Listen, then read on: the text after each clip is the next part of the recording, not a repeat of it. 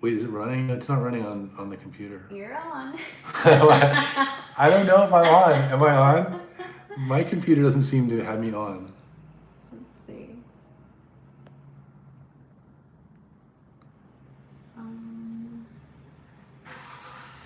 This is the way most people shop for putting on a commercial. Totally in the dark.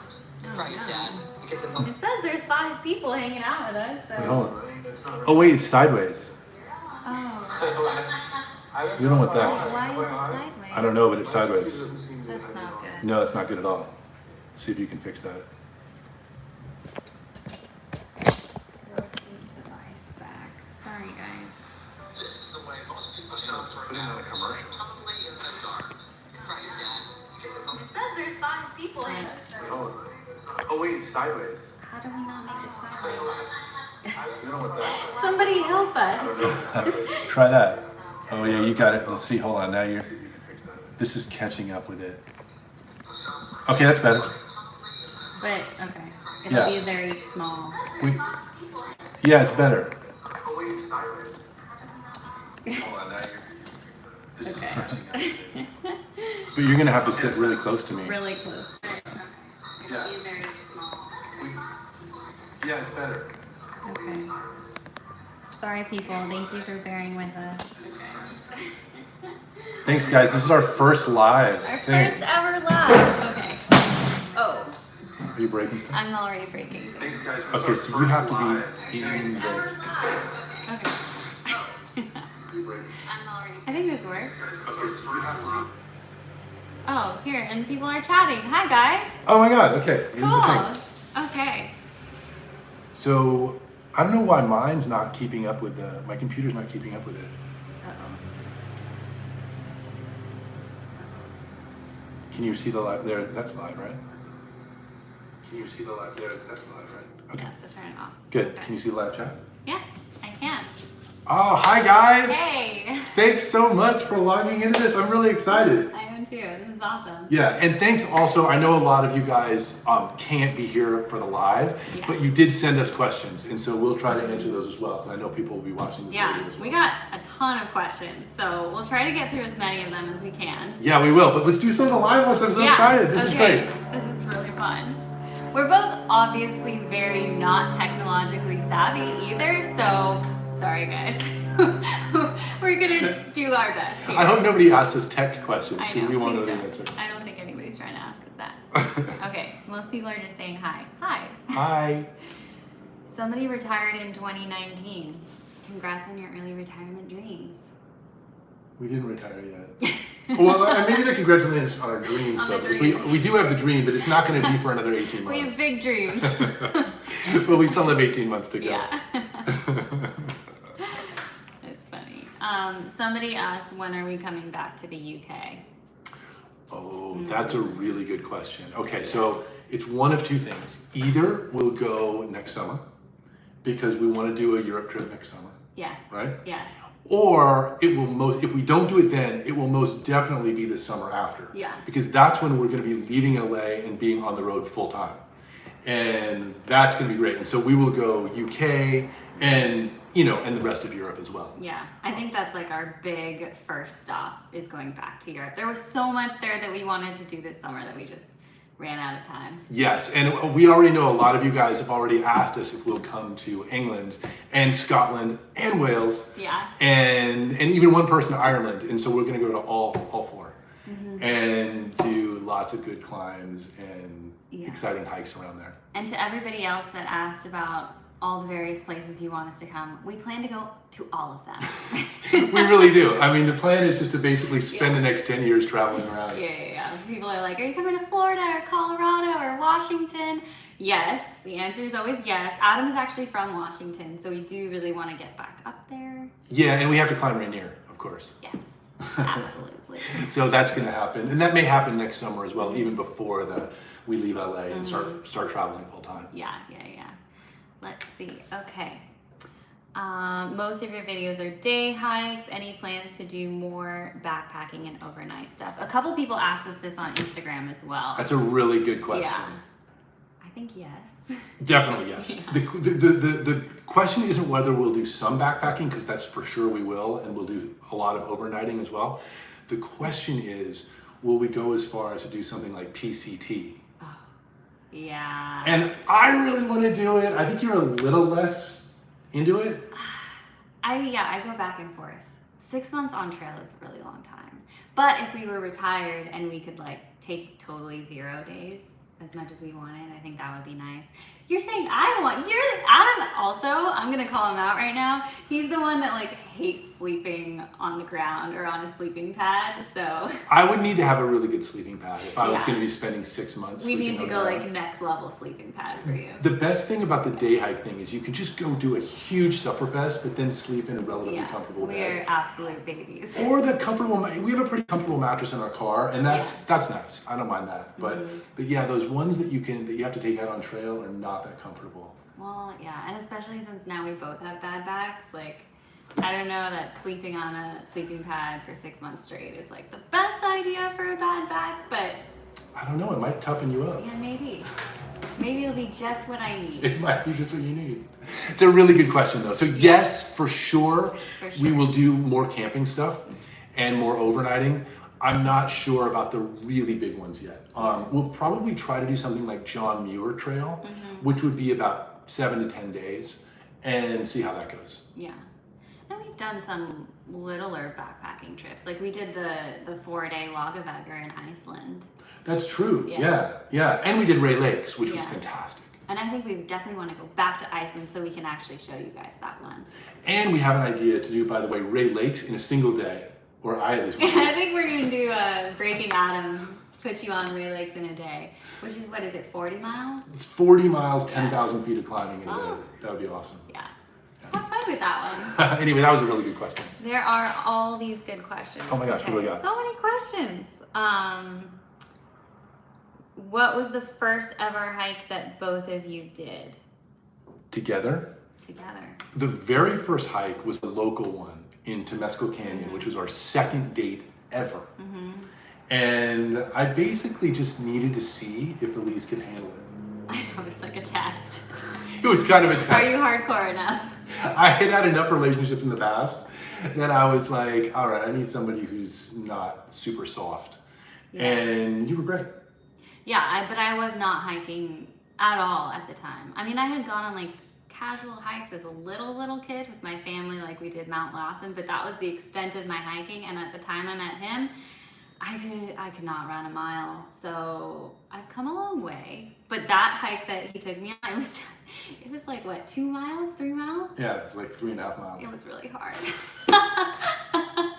And I remember we were coming down in the dark with like flashlights. I was like, this guy is insane. Because I had packed wine and bread and cheese and stuff. It was pretty muddy, you guys. He was like, we're gonna go on a hike. So I thought it was gonna be like this really intense hike, and then we get up to the top of Temescal, and he's like, by the way, I've been carrying a whole bottle of wine the whole way up. He had pears that we cut up into slices. It was nice. It was nice.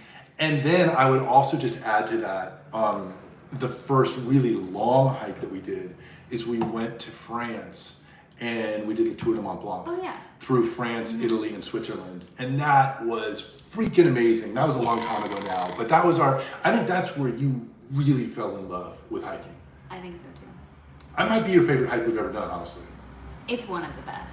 Yeah. Tour de Mont Blanc is really something, you guys. If you haven't done it or even heard of it, look it up. It's fabulous. We'll go back and do that one too. We'll do it for you guys. We'll do it on the channel. We kind of wanted to do it this summer, but we just ran out of time because the Dolomites were just so amazing. Yeah, the Dolomites were great. Yeah. But yeah, so that was our first really big, spectacular hike that we did, I would say. Yeah. Okay, let's see. Any new upcoming trips planned? Well, we do have a lot planned, but it kind of is dependent on Elise's back because she's having this back injury right now that you really can't do any hard hiking. Yeah, I know. It's really frustrating. So. However, we in the hike where we kind of announced that, we asked you, is there anything you guys would want to see me just do that's like an ultra sufferfest that even Elise wouldn't want to do? Yeah. And one of the suggestions was the triplets. Oh, yeah, the Triplet Rocks, right? The Triplet Rocks, which is probably the hardest hike in California, even harder than Cactus to Clouds, even harder than the Iron to Baldy Traverse, which is a killer. Yeah. So I may try to do that one in the next few weeks. If you look on like any trip reports about Triplet, it's all just like comment after comment saying, this was miserable, I hate it, this sucked. That's why we've never done it, because at least it's like, everyone just says it's awful. Yeah. But I kind of like that. So that's probably going to be the biggest upcoming thing until Elise is healed up. Yeah. And then after that, we have a lot of plans. Number one, going back to the Dolomites, because there's still a lot of Dolomite adventures we want to do. Oh, so many. It was so hard to leave. And Colorado, we have to do a Colorado trip soon, right? Because we have to do Colorado. That was on the list for when we got back. And there's some big famous Colorado ones we have not done yet, like Capitol Peak and Longs Peak. And those would just be so fun, and we really want to do those. Somebody also mentioned Patagonia, which was also on the list for actually this December or January. We were definitely planning a Patagonia trip. We don't know if we'll be able to do it, but we're gonna try. Maybe. But it's not that bad, because if we don't go to Patagonia, like if Elise is still having some back issues, what we'll probably do is go to Kauai. And Kauai has fantastic hiking, but not quite as intense and backpacky as Patagonia, because I don't think that if she's having any back issues at all, I don't want her carrying any kind of a pack. So I'll have to carry all of our stuff. But like even right now, like I might be able to do the Kauai hikes. Some of them, yeah. I mean, some of them are pretty long. Maybe not Kalalau. Kalalau like is really miles. Yeah, 22 miles, and we'll do that one in a day. Yeah. Yeah. So either probably Patagonia or Kauai this winter. Yeah. So fun stuff coming up. Oh, Steve, you want us to show you the ceiling stain? It is epic. Oh, Steve, I agree. You know what? We'll have to do that at the end, because we don't want to mess up now that we've got this working, but we'll show it at the end. The stain is not looking good, because we had rain here. Yeah. About a month ago, and it grew. So that leak was not fixed. Bigger. Yeah, and the leak was not fixed. No, we called them. I was very on top of it. The workers came, they took a look, they're like, yeah, this does not look good, we'll be back. And it's been like, what, 2 weeks they haven't come back? I know, I think they're slumlords. And anyway, but we really need to get that fixed. It's not looking good. Yeah, we'll show it to you later, Steve. Let's see. How do you stay so positive all the time? Can you bottle it up and sell it to us? Wait, I think we have to be really honest about this though, because I would say 98% of the time we are positive, but both of us can get a little down if we're really injured. And you've been kind of down the last month. Yeah, injury is so hard. I mean, it's your most favorite thing in the world is taken away from you. And then it's also, I think, exercise. I totally feel the endorphins with exercise. And so if you're someone who's constantly being active, you're just fueling all of those positive, happy hormones in your body. So when you're injured, also, you don't have that as much anymore. So that also adds to the difficulty, I think. But the real answer to that question, I think, is gratitude practice.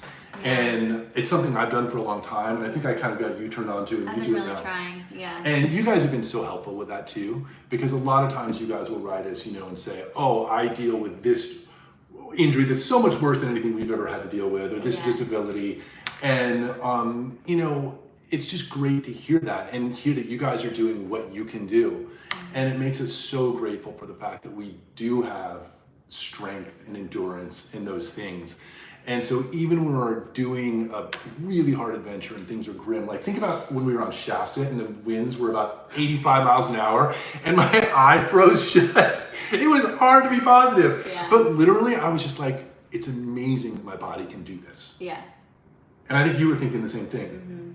And so that kind of practice, even under real duress, having gratitude for the things you can do is very much a practice that we do every single day. We think about what we're grateful for. We get this question a lot, I think. And we've even thought about doing a separate video about it, because some people I don't know, some people actually view it as almost like a negative. They're like, why are you so positive all the time? This can't be real. Someone fake? Someone accuses us of toxic positivity. True. Oh, come on. Yeah. you can't. Toxic positivity is taking it too far. Yeah. You know, it's like we really try to be positive because being negative has never helped me in my life. It just never has. Yeah. And it's not going to help you to be negative on the mountain. Like, you're on the mountain, you have a choice. Either you just face this with a good attitude or you face it with a bad attitude and you have an even worse time. Yeah. That doesn't mean to be dopey and overly positive, though, because let me just say, someone asked a really good question about, have you guys ever turned around because of conditions or whatever? And yes, multiple times, especially in snow, because neither of us is really an expert at avalanche conditions at all. Like, we're not big skiers, and we don't carry like the avalanche shovels and so we're very concerned about avalanches. So when we get into places where no one else has been yet, we're the first ones, and there's a lot of snow and it looks avalanchy, we are not at all above turning around. We've done it multiple times. We did it on Cucamonga once. We've done it on Whitney. Yeah. We've turned around in various places. And also, if you saw the video where we were searching for Lake 7, where was that? That was Big Pine Lake. Big Pine Lakes. That wasn't an avalanche, but we got to Lake 6 and just kept breaking through the snow into icy water. Yeah. And at some point I was like, we're gonna get hypothermic and it's not gonna be good. And it's a really good thing we turned around there, because it was pretty miserable getting back, and if we kept going, it might not have been good. So don't be positive to the point that you endanger yourself.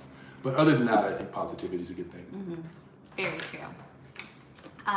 Let's see, what else do we got here? Grand Canyon Rim to Rim. We have a Grand Canyon Rim to Rim, guys. Oh, you got to see that. Check it out. Yeah, if you haven't seen the Grand Canyon Rim to Rim, that was really interesting adventure. Thomas is like, they did it. Yeah, Thomas. We did it, and we didn't eat quite enough carbs early, and we had a cutoff time, and we bonked going up the very last hill, and it was dicey that we were going to get to the shuttle. It was the last shuttle, and if we hadn't got it, we would have been stuck there overnight. It was so stressful. Yeah, not that would be the end of the world, but it would have sucked. It started snowing. It would have been really bad. You're like, I'll be fine. But that's a good video if you haven't seen it. Let's see, lots of good recommendations about places to go. Tetons. We have been to the Tetons. We didn't do Delta Lake though. But we haven't done a video there, and we definitely need to go back to the Tetons. And I mean, we just need to do some climbing there too. Now we have a lot more climbing skills than we did when we first went to the Tetons. And so, and now, I mean, we still don't really do trad climbing. That's what I'm trying to kind of work on this year, so I could like lead us on trad climbs. Yeah. So we still wouldn't do trad climbing stuff in the Tetons, but we would do everything else. We do all the class 4. We could do T10 and we will go back to the Tetons probably this year. And then somebody's going to Yosemite. Hey. We have like tons of Yosemite videos if you want to check those out. I mean, yeah. And we may be going, we usually tend to go right when the cables come down, because we love to climb Half Dome. We try to climb it like once a year, basically. And I have this idea. Last year we did Half Dome and Cloud Rest in a single day, which was awesome. Oh my God, that was so fun. And there's a video on that one. Yeah. But I'd like to try to do Half Dome, Pinnacles, and Cloud Rest in a single day. So 3 peaks instead of 2. Yeah, you're crazy. Kind of cool. Maybe we'll recruit someone to go do that with you. Yeah, I don't know if you'll be up for that one this month. Yeah. Let's see. So many questions. You guys are awesome. Thanks, guys. These are really good questions. Give us a second. I don't have my glasses on, so you have to read them to me. Okay. You always talk about being blessed. Are you religious? Is this gratitude? Oh, that's a great question. Very good question. Yeah. We both went to Catholic school growing up, but I wouldn't say that we're Catholic or religious in that way. I think we're pretty spiritual though. Yeah, and I would say if there was one thing that we tend to follow, it's more like Buddhist kind of principles.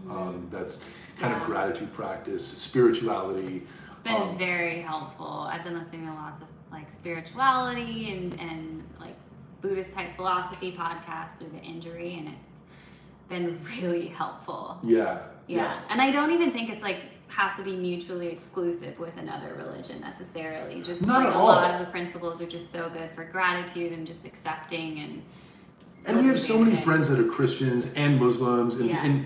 and you know that the way that they practice, the way that our friends at least practice their religion, is so much about a kind of a oneness. Yeah. And that's what we believe in too. So we really relate to most religions when they're not used. You know, when it's not the kind of religion that says y'all are going to hell.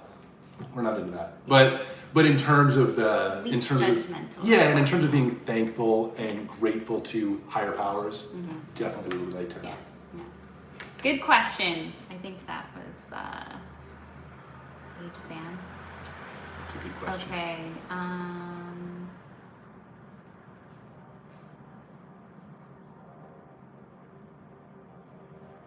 Wow, lots of good Oh my questions. gosh, I know.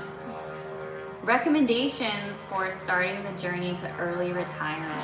That's a good question. That's a really good I question. love that question. Oh my God! So we got super lucky. What was it, 6 years ago? 7 years ago? Just randomly, I found this website called Mr. Money Mustache. The guy is just the guru, the genius of early retirement, and I just immediately was addicted. I must have at least got really mad because I was spending every day just reading every article the guy had ever written. Yeah. But the essence of it is this: you must control your frivolous spending. And by frivolous, I mean don't drive super fancy cars, don't live in a super fancy apartment or house. What else? Don't be eating out all the time. Those are probably the three biggest expenses. All of which we were doing at the time. Oh, were we doing them? unnecessary. We had like a convertible BMW. We had like the most bougie, It was so dumb. bougie loft apartment. Like we were just flushing money down the toilet. And once we kind of got on this, wait, if we just cut our expenses way down, we could save so much every year and basically have dividends coming to us and that we could live on.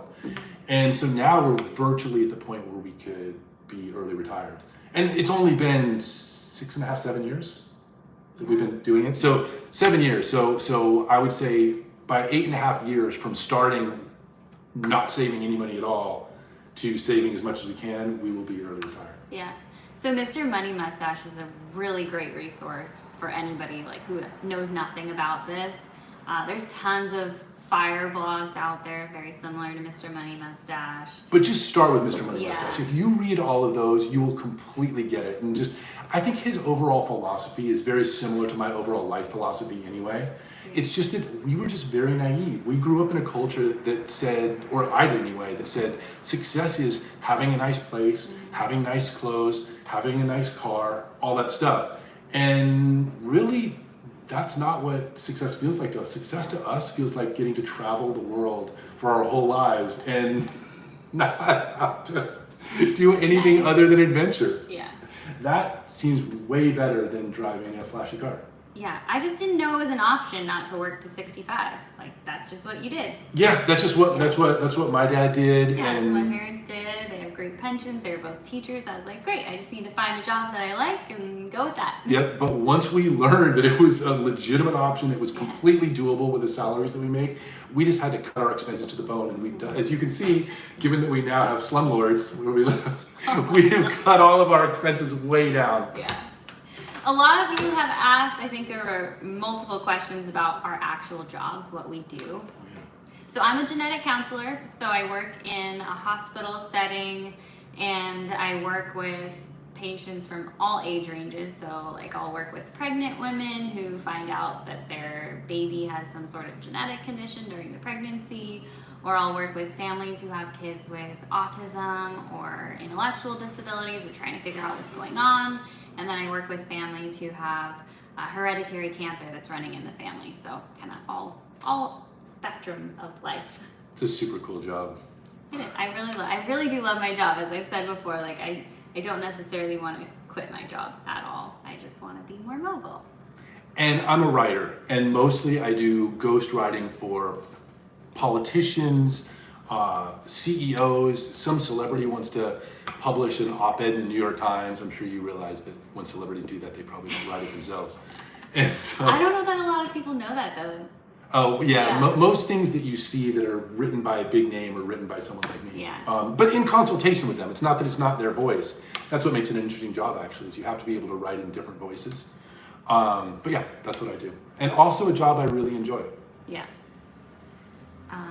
Okay, lots of good other hiking recommendations. So we should like save this chat. Oh, we We'll will, be of able to- course. Yeah, we love when you guys give us recommendations. Yeah. I'm sure you've noticed that a lot of the hikes that we've been doing over the whole last year have been based on your guys' recommendations. Yeah.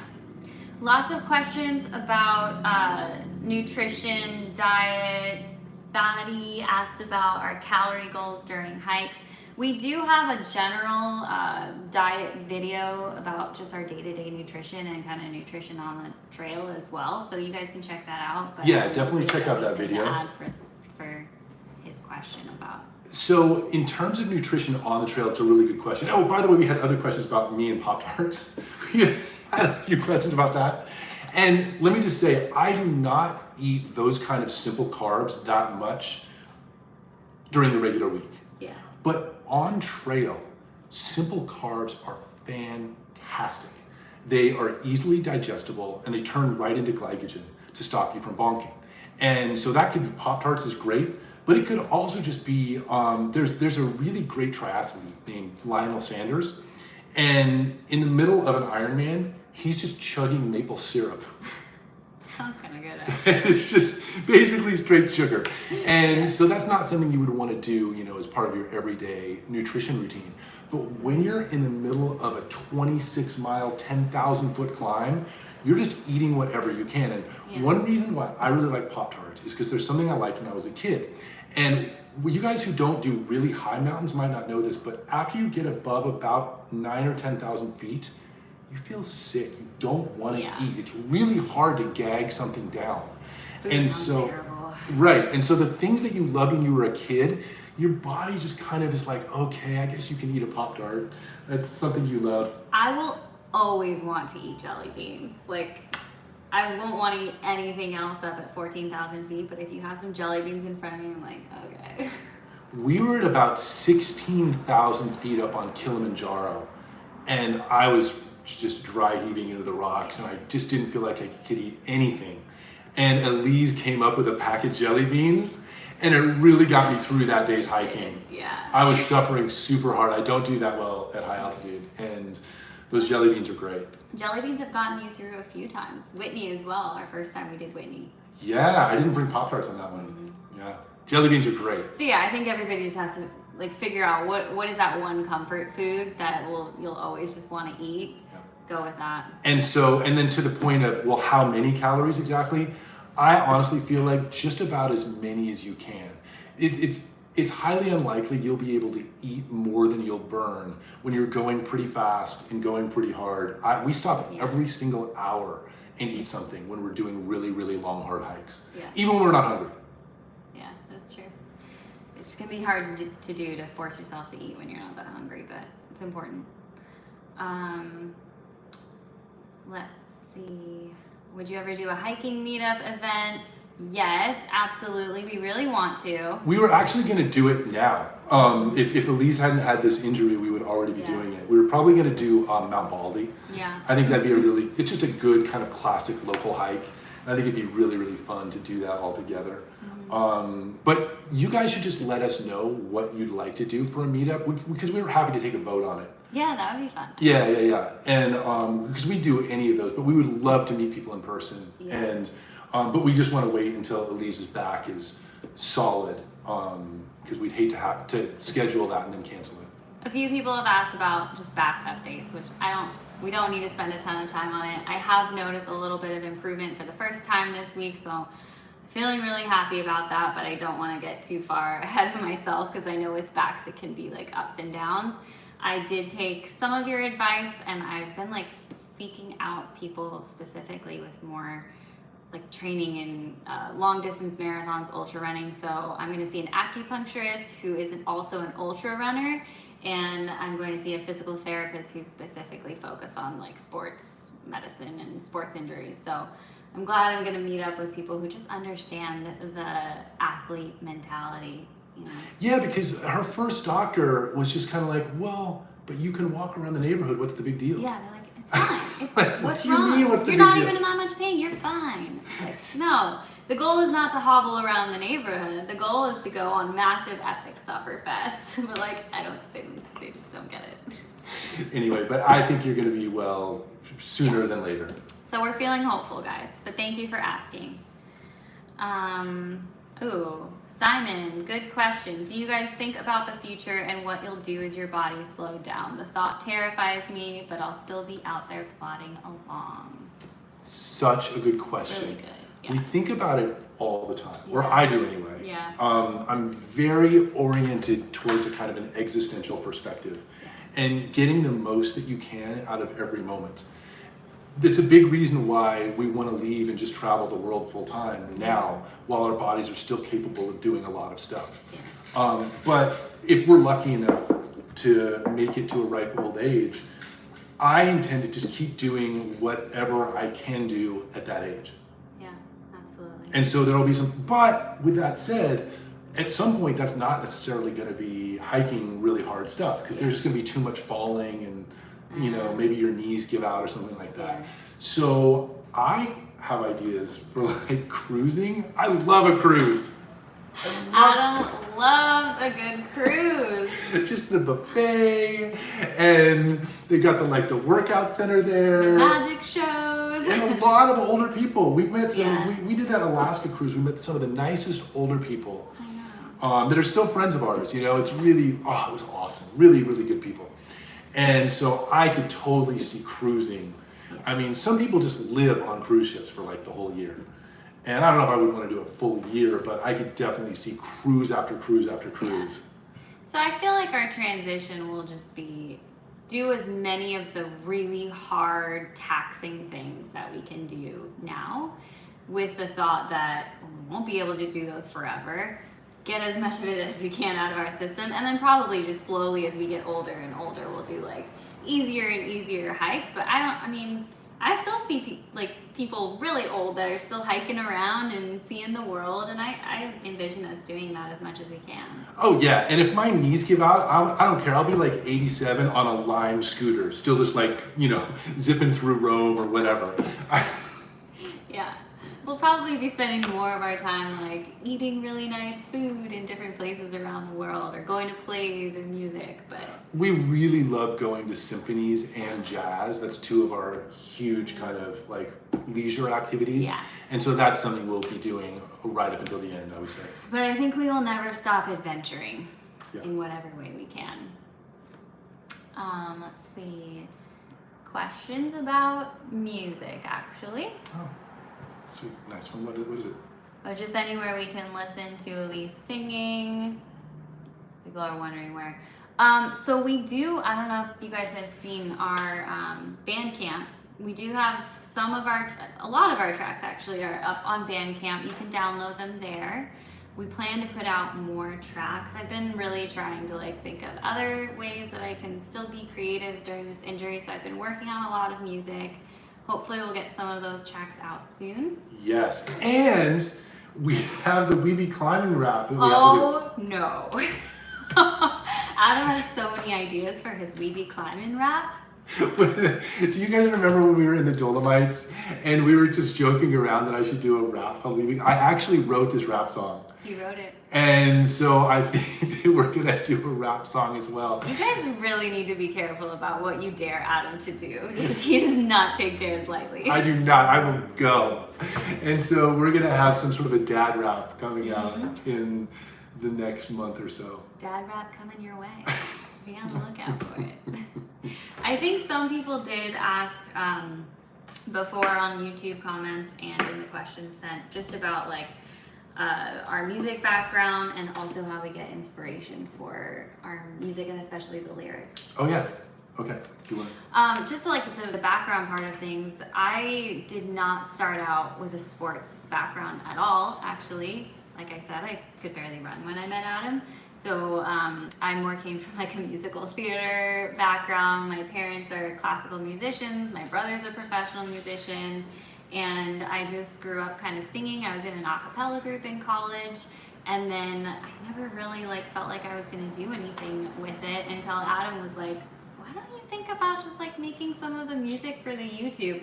The thing was, YouTube copyright is crazy. So you just cannot use music that's out there unless it's like from the YouTube Studio library, which wasn't really our favorite. So it's just been like a fun project for us to have a second creative outlet aside from just making these videos. Yeah, and so the lyrics and a lot of the song concepts comes from me, and that originated when I was just ghostwriting lyrics for music artists, and so I'm like, oh, I can do this lyric thing. Yeah. And so what usually will happen is I'll come up with an idea, like for Climb for Your Life. Yeah. I'll come up with an idea for what I would like us to do, and I'll say, Elise, think about Adele's Skyfall. Yeah. Right? That was for Climb for Your Life, right? Yeah, I think so. And think about Adele's Skyfall, that kind of epic feel as we're kind of approaching the summit, and the hook is going to be Climb for Your Life. And so then Elise will just start doing these. Oh, it's such an awesome song if you guys haven't heard that one. I really like that one. And yeah, so it really helps to give kind of a reference piece, I think. And then you can get a sense, okay, that's the vibe we're going for. Yeah. We've looped my dad in on a few of them, as you guys might know too. And I'll be like, Dad, send me chords that are like really eerie, but kind of epic. What can you do with that? And he'll like send me stuff back and forth, and then he'll hit on some good chords, and then I'll play it for Adam and be like, oh yeah, we can use this. Yeah. So that's kind of our workflow with that. It's a really fun process, and it's just such a fun thing to collaborate on with our different skill sets. It is very fun. Okay.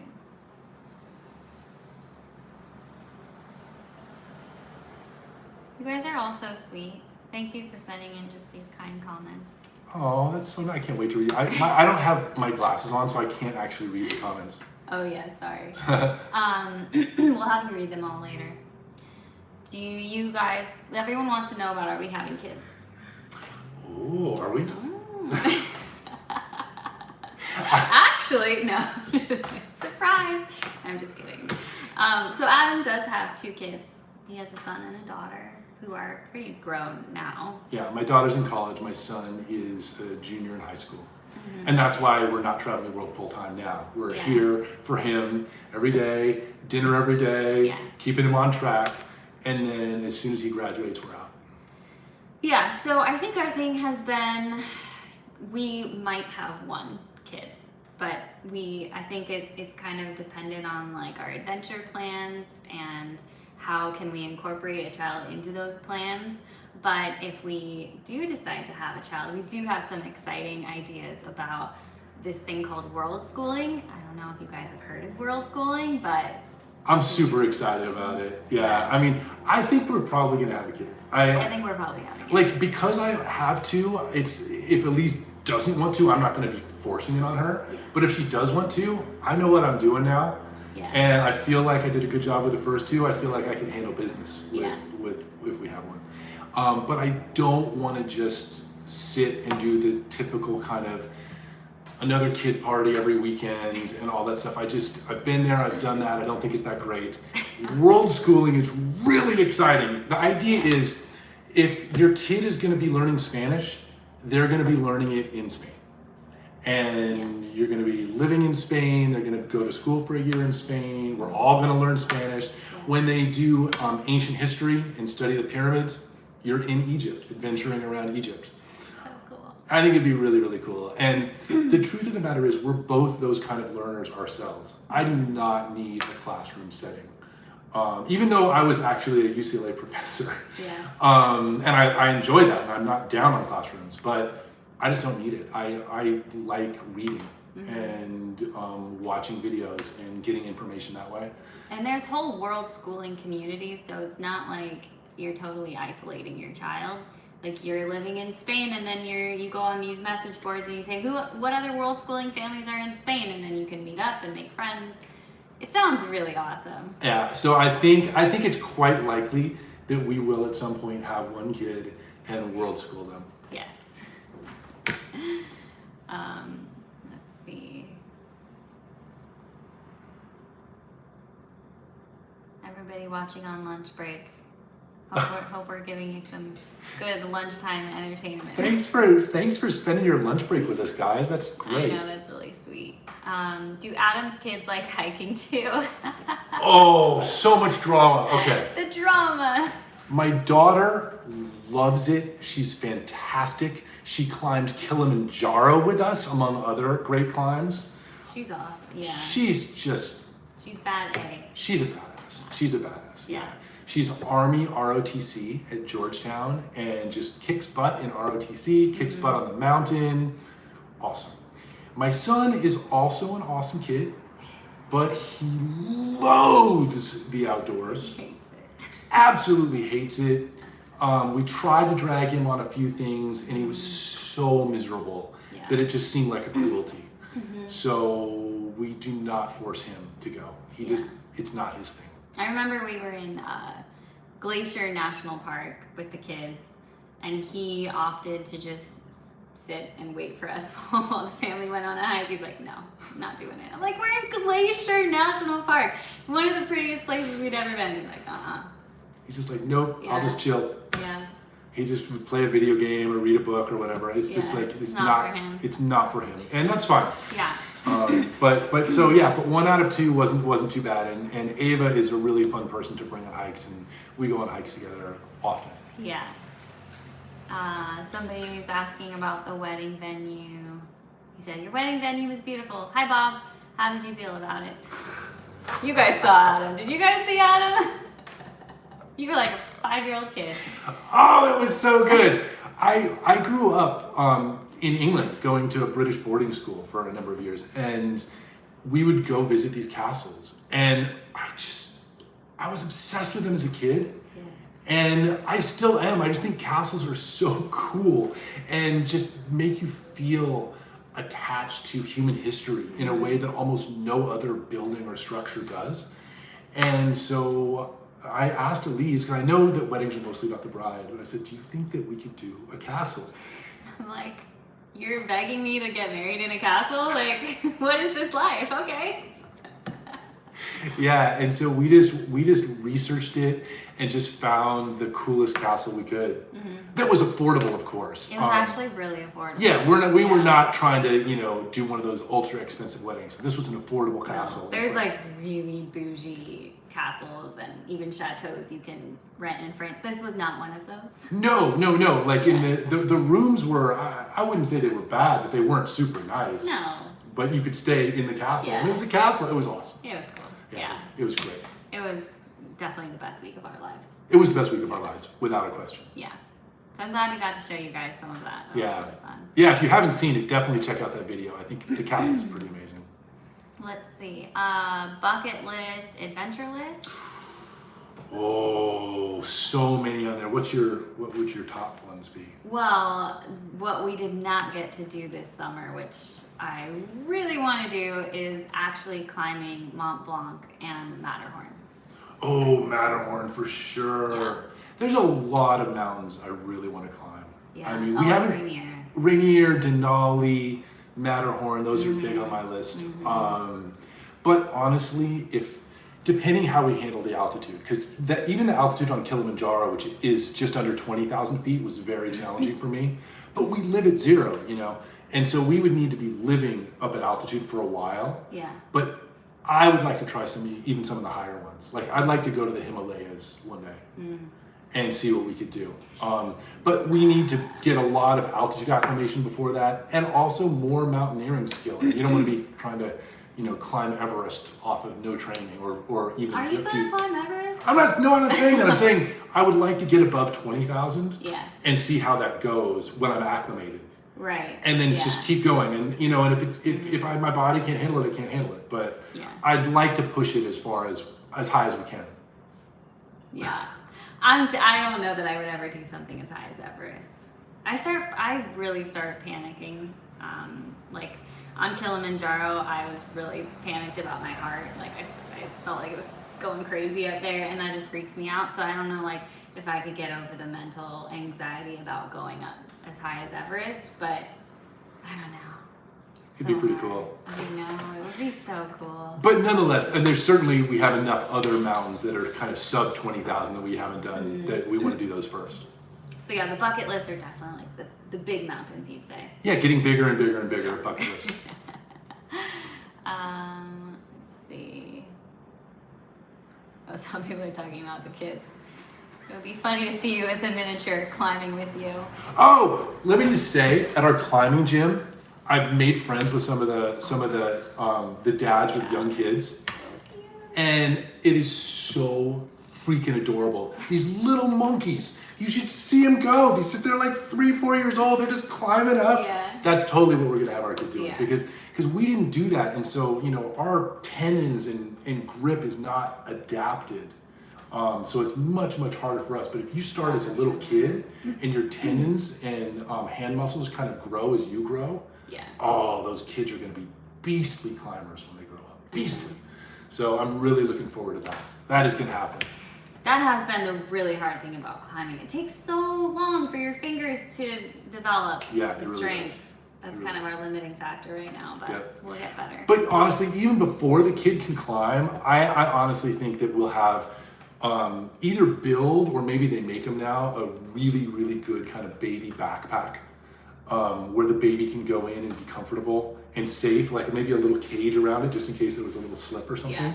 Yeah. And we'll just be backpacking up pretty much our normal routes. Obviously nothing too slippery, but our normal routes with baby. Adam, what did you teach at UCLA? English literature and philosophy. A lot of Shakespeare. My dad was a Shakespeare professor actually too. Let's see. Poetry as well.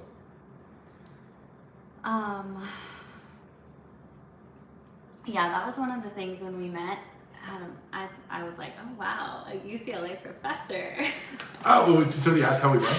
Yeah, a bunch of people on YouTube and Instagram have asked us how we met. Do we want to tell that story? Yeah, you Do can you tell. want to direct them to the Patreon? Well, there is that. G-rated version. There's a G-rated version, but basically we met in Vegas at a pool party, which is hilarious. Which I bet none of you would guess, because everyone's always like, do you even like do anything aside from like hike? And usually we don't. Yeah. I mean, this was like the first Vegas pool party I think I'd ever been to, and you as well. My first one. You were a baby. I just turned 21. And here's the funny thing. So we met in Vegas, and I was a UCLA professor at the time, and Elise was a UCLA student. Yeah. Which sounds kind of pervy, but she was in the sciences, and it wasn't like she was my student. And No, I definitely thought it was cool that like, you're a professor. I was like, I thought it was super uncool that she was a student. And it's actually, this is a funny story, because I was there with some friends who, they were grad students at the time. And so I saw this group of beautiful women, and you guys probably know this about me. I'm not really afraid to talk to people. I'm a fairly outgoing, verbal person.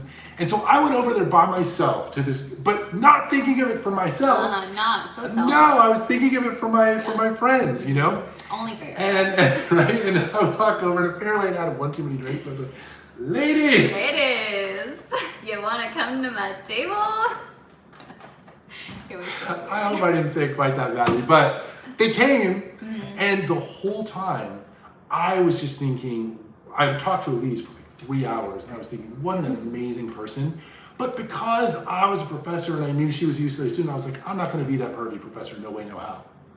You were so selfless. I was totally selfless. It was all about setting up my friends. But then, Elise made a move. I thought he made a move. Just saying. I thought he was for sure making the first move.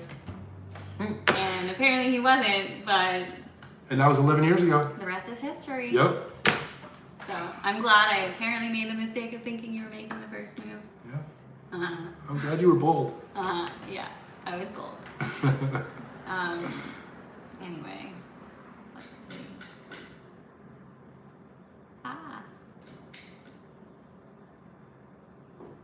He sent subtle hints for sure, even if he didn't mean to. I agree. I definitely agree. Lots of questions about age.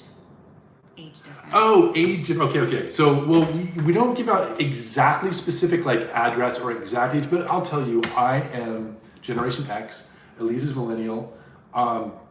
that gives you ballpark. If you guys, for some reason, really want to know our exact ages, and we know those of you who probably really want to know, just email us. We'll tell you. Yeah. Because this is going to be out there publicly. Yeah. We're not going to say that like exactly For the whole world. For the whole world, but for you guys, if you want to know, just email us off of our website. We'll tell you. Yeah, it's not that big of a deal. Yeah. And by the way, same thing. If you really want to do like set up a hike or something, email us that too. Yeah, you can get to us. I think you can get to us straight from our website. You can send an email, but it's just Adam and Elise at LiveHardxLiveHard.com. Yeah. Ooh, good question from Jordan. What is both of your biggest motivation to climb? The physical challenge, the views, the adventure, the self-accomplishment? Oh, It's a really good question. all of the things. What's your biggest? I don't know that I can pick one, but I do think I think it's a combination of like the sense of gratitude that it gives you being out on the trail and just realizing how incredible the world is, and the actual challenges that you set for yourself. Just to be able to do hard things, and sometimes you fail, but you get back up and you keep on trying. Like, I think there's just no way to describe the feeling of getting to the top of a mountain and having done something so incredibly hard, and then bringing those challenges that you face on the trail to your real world life off the trail. It often just makes day-to-day life so much, it's just, you can just approach day-to-day life easier because you've had these physical challenges that you've experienced on the trail, I think. I think that is so well said. In fact, I believe I've said that at some point. What? What? Anyway, but I don't know what. Yeah, I completely agree with that. Mm-hmm. I think that's exactly it. It's the combination of doing something really. Also, we're both kind of overachiever type people. Like, we grew up that way, Type A, yeah. and we like to achieve things. So it's nice to just set a goal and achieve it. And I also really like the methodical aspects to it. For example, for really high mountains, I don't just drive up from sea level usually. Like, I like to altitude train a little bit, and I like the progressive acquisition of skill. Yeah. You know what I mean? Like, we weren't trying to climb Mount Shasta our very first time climbing. Right. Like, we wanted to really learn how to use the ice axe, just in case. Be comfortable on crampons. And it's a good thing we were comfortable on those crampons, because it's 85-mile-an-hour winds that were trying to blow us right off the mountain. Right? And sorry, that's a garbage truck. Sorry. So I really like that progressive skill acquisition of getting to harder and harder and higher peaks. Hence learning how to trad climb now and practicing hard in a climbing gym, so that we'll be able to do things like the Russell to Whitney Traverse one day. Oh, that is a bucket list. That's a bucket list for sure. Russell and Whitney are both awesome, but the Russell to Whitney Traverse, you don't know many people who've done that. Because that involves trad climbing and going up some really gnarly faces to get from Russell to Whitney. I hope you'll wait for me to do that one. I'll wait for you. I really want to do that Yeah, one. yeah. Oh, that'd be so cool. Let's see, Simone, I think that's how you say it. Sorry if I'm wrong. Do you have anything that will help with not quitting? Ooh, that's a good one. That's a really good one. I have one thing. Yeah. Which is, don't be afraid of quitting.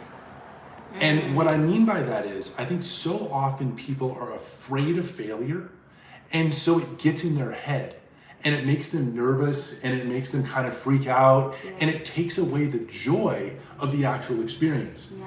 If you commit yourself to the joy of the experience, it's amazing. You can go through so much suffering. Do you remember Rabbit Peak? In Anza. In Anza Borrego. Yeah. Rabbit Peak is a beast and a half. And it was tough going up that, it was just so much off trail, and it's like 8,000 or 9,000 feet of climbing. It's a marathon in length. It was hot, but it was so beautiful. And I just got in this zone of just being in nature and the experience. I wasn't even thinking about the pain. Yeah. And because I knew I could turn around if I wanted to, you know? But if you feel like, oh, I'm gonna be a huge failure if I turn around, then that's what you're gonna be thinking about. So just give yourself permission to quit if you need to, and then you won't need to. That's what I feel like. I think the other thing that you guys have probably heard us say before is this quote, if you can, you must. And that is definitely one of our mantras, especially when things get really hard, right?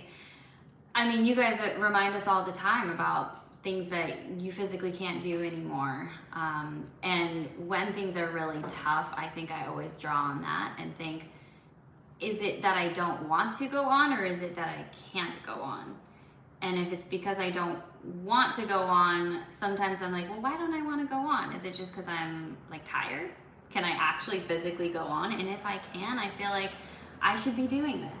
You know, it's back to the gratitude thing of my body is actually able to physically do this. I have to do it. Yeah, and for me also, I just back to that gratitude thing as well. My sister, she passed on not long ago. She was in a wheelchair for most of her life and just had a really, really hard life, full of terrible physical challenges. And it just, from very early on, made me so aware of how blessed I was to just be able to do what I do. And so if you think of it from that perspective, whatever suffering you're going through, it's almost nothing compared to someone who's just in terrible pain and suffering and in a wheelchair their whole life. We're just hurting. It's not a big deal. It's transient. Yeah, it's transient. And so, that combined with just giving yourself the joy of the experience, it's very rare that we quit due to suffering. Right. We usually quit due to safety if we quit. It's usually almost always some kind of an avalanche issue. It's usually, yeah. Or I guess if there was a bad injury, you don't want to be pushing through an injury. That'll only just make things worse. I think a lot of athletes early on when you start doing sports, you get hurt and you're like, but I gotta keep training for this marathon, and you just end up learning, nope, that's gonna come back to bite you later. Oh yeah, when you have an injury, that's a different thing. You just get off the mountain as quick as you can. Yeah, sure. But good question. Really good. I like that one. Say who it is too. That was Simone. Oh, good. Look at all these questions. This is awesome. Let me apologize in advance that we obviously won't get to all of these, but it's so great that you're sending them in, and we can do this again if, because these are great questions. Yeah. Really, really good. Well, Live Hard, Love Hard merch. Oh, we should do some merch. We should do merch. But I kind of want to ask, I kind of want to do a poll to figure out like what merch you guys would really like, or like what we would want to say on the shirts, like if there's any catchphrases that people really like. Yeah, because periodically people will say, this would be great. Like one or two people have said, we would love to have a snack spot calendar of just like your 12 greatest snack spots, which we would happily do. But, we want to know that at least, a few dozen of you would like that. Right? Yeah. And I had an idea for a never give up vertical. Somebody else that once said, do it for the Pop-Tart. Like, live hard, love hard, do it for the Pop-Tart. Yeah, like we just like to know. So maybe we'll do a survey or something and see what merch you guys would most like. Because we would definitely do that. I think it'd be really fun. For the person who asked about what I studied at UCLA, I did psychobiology and minor in genetics, basically. Fun time. And then got your master's at Stanford because she's so smart. Oh, okay. So smart. Okay. In what? In genetics. In genetic counseling. Yeah. Let's see. What was more sketchy, Cloud Ripper or Shasta? That's a great question. Oh my God. That's a really interesting question. Well, I feel like it depends on what part you're talking about. Okay. Go ahead. Well, I was going to say, like, Cloud Ripper was sketchy only because we didn't know what was going to happen, and it could have been more sketchy than Shasta had we not made it to the top, because there were so many moments, like, where we had gone up, like, maybe a class 5 little section where if that was a dead end, it would not have been good. That's exactly right. And so Cloud Ripper was definitely more sketchy because we did not have beta on that. We had one piece of beta that went up a certain chute, and we somehow didn't take that chute. So we were in an unknown chute going up. A couple of the sections were low class 5, and had that gotten really gnarly, we were gonna have to down climb that entire thing. That would have sucked. Whereas Shasta, it was more just suffering. And suffering we can do. It was a lot of suffering with the wind and just being so frozen, but it wasn't as sketchy as Cloud Ripper. It's always sketchy when you don't have beta and you're doing some gnarly climbing. Yeah. Still one of my all-time favorite climbs though, I think. Oh, Cloud Ripper is so, if you guys haven't seen that video, you should see it. Just the view from the top of Cloud Ripper 2. Yeah. Absolutely nuts. Yeah, somebody had asked us like what our favorite hikes have been in the US and abroad, and I would say Cloud Ripper is really high up there with my favorite in the US. Really high as a US one, yeah, I agree with you. Langley, I love Langley. It's so underrated, you guys. It's very near Whitney, and you don't even need a permit for it. Yeah. And it's just as beautiful as Whitney. It's a great hike, really underrated. If you haven't done Langley, highly recommend it because you don't need to, do a permit lottery or whatever. You can just go do Langley. It's about a marathon in length, or it can be. Awesome hike. What about abroad though? Oh my God, so many good ones. Oh, everything in Dolomites. Dolomites are incredible. You guys gotta go. We already said Tour de Mont Blanc is amazing. Yeah, Lagavegr still. Lagavegr in Iceland is an incredible hike. Absolutely astonishing. You've got volcanic stuff and glacial stuff at the same time. So there'll be like a volcanic river steaming underneath a glacier. You're walking under the glacier, looking up through this blue sunlight coming through. It's really awesome. Really cool. And of course Kilimanjaro. I mean, it's freaking Kilimanjaro. It's amazing. Yeah. Those are probably that's a bunch of different continents. But That was like everything. well, because they asked other continents too. Yeah. Right? Somebody asked, have we heard of Everesting? Oh! Yes. Not only have you heard of it, I was thinking about that could be something I would do while Elise is recovering. Yeah. Is like maybe try to Everest like in a week or so. I'm trying to think. So Everesting, for those of you who don't know, means that you climb up and down the equivalent of Mount Everest, which is almost 30,000 feet of climbing. So if you did it in a week, that would mean you'd be doing 3 10,000-foot climbs in a single week. Yeah, so this Pro Wrestling is Art said the version you're thinking of is where you do it in 36 hours, but you get to take a gondola down. The version we're thinking of is you actually have to climb up and down. Yes, there's the gondola one it's a little more bougie. It's dope, but honestly, it's a little soft because Everesting, look, more people die coming down Everest than going up. Coming down is freaking hard. Yeah. So I have no doubt I could do 30,000 feet of climbing if I didn't have to do the down climb. But up and down, whoa. It's hard. That's what gets you sore. I know. Yeah, I mean, whatever, 30,000 feet isn't soft, even if you're taking a gondola down. But it's not as badass as going up and down. Think of it like this. Cactus to Clouds is hard. But Cactus to Clouds to Cactus is really hard. And you would be having to do 3 Cactus to Clouds to Cactuses to cacti. Sounds terrible. in 36 hours or 48 hours or a week, whatever it would be. Yeah, Everesting would be great. We could do a challenge for all of us if any of you guys are interested in it. Oh, like a Live Hard, Love Hard Everesting challenge. Yes! Yeah. Ooh! All right, that's a good idea. Yeah. This is good brainstorming, guys. This is good brainstorming happening right now. Yeah, we gotta write that down. Yeah. Okay, so to remind us of that if I won't forget. Yeah. But that's a really good idea for if hopefully you're gonna heal up. But if I'm gonna go do some stuff while you're injured, an Everesting would be dope. Are you guys down? But I don't want to do it alone. I want you guys in on this. I know. It's 1 o'clock. Oh my God. We gotta get back to work. Do you have to get back to work? Oh my God, that went so fast. I'm sure you guys have to get back to work too. I think like lunch hour is over. You guys, thank you so much for these questions. I'm sorry if we were so long-winded that we didn't get to lots of them. I'm sorry. But maybe we can get to them. Maybe we can do another one of these. This is really fun. Yeah, and if you had a question that like we just didn't see or something, definitely message us, Instagram, DM us, or email us. We'll definitely answer your question. Yeah, and I really think we should probably do this again because I can see I can't read these because I don't have my glasses on, but I am certain I can just see lots of great So many questions coming good through. comments. We love you guys so much. Love you Thank guys. you for being here. This Really- was really fun. Really nice. I'm glad we got a chance to do this. Okay, I'm gonna try to end this. Okay. Bye guys.